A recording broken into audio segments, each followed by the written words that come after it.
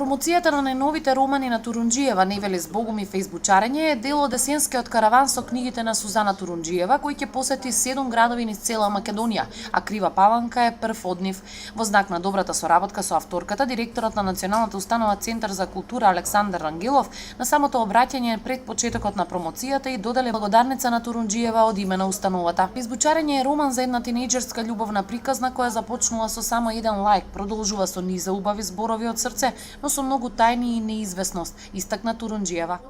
И токму фејсбучарење е една сладка приказна, тинејџерска љубовна приказна која така наивно започнува со само еден лајк. Само еден лајк, после кој следи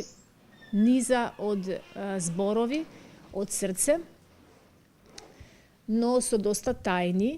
кои е толку неизвестно дали ќе ја убијат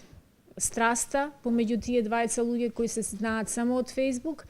или пак ќе ја спасат искрата која не треба да замре. Тука има многу пораки во фејсбучарење, има 3 силни пораки кои се итекако важни за примање, особено треба тие пораки да ги примат најмладите генерации, треба да ги примат луѓето кои што се зависни на некаков начин од социјалните мрежи, кои 22 часа во денот се постојано онлайн. Со романот се упатува порака и до женската популација која врши себе промоција со сите објави на Фејсбук, додека Невели збогум представува проштално писмо до сопругот на Турунџиева, Маријан.